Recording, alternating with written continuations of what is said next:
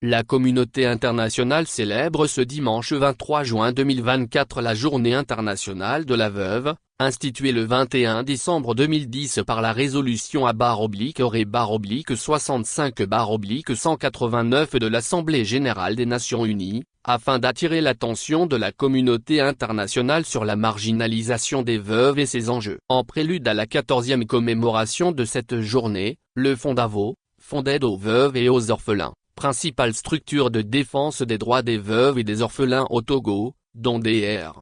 Charles Birega est le président fondateur, a animé samedi à Lomé une conférence sur la situation des veuves au Togo. Le thème retenu pour cette conférence était Situation juridique de la veuve au Togo en 2024, bilan et perspectives. L'objectif était d'informer les veuves du FONDAVO sur la thématique principale ainsi que sur les outils de gestion des activités génératrices de revenus.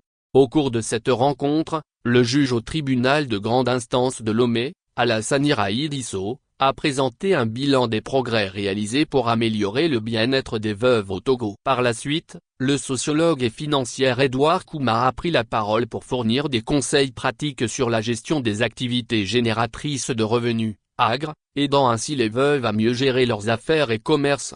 Pour cette 14e édition, en plus de la conférence, 3 autres activités figuraient à l'agenda du FONDAVO. Il s'agissait notamment d'un bilan de santé et d'une sensibilisation des veuves sur les maladies récurrentes, menée par le médecin généraliste Dr. Tademana Diniline. Ensuite, Dr.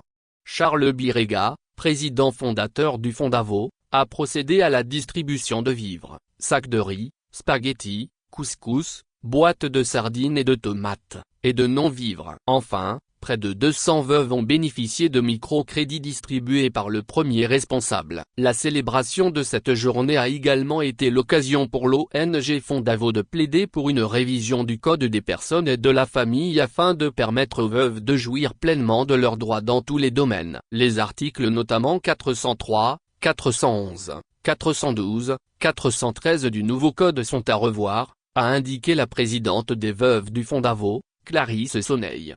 Clarisse Soneille, présidente des veuves du FONDAVO.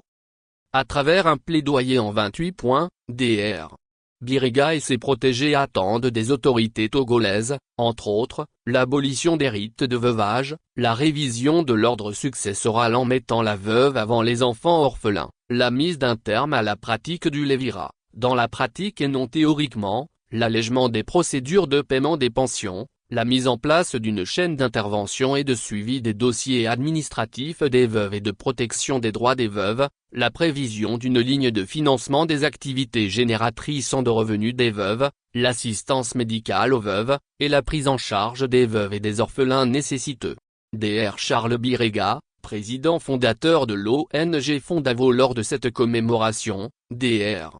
Birega a souligné l'importance cruciale de la prise en charge des veuves, affirmant que cela leur permettrait de s'occuper des orphelins et de prévenir ainsi au Togo le risque que ces enfants ne se tournent vers des activités délictueuses, y compris le terrorisme, comme cela a été observé dans certains pays de la région. Pour le président fondateur du FONDAVO, soutenir les veuves afin qu'elles puissent élever les orphelins contribue à la sécurité du pays et à la paix sociale. Il est essentiel d'aider les veuves pour qu'elles puissent s'occuper des enfants orphelins, les transformant ainsi en futurs acteurs économiques plutôt qu'en délinquants juvéniles, a déclaré Dr.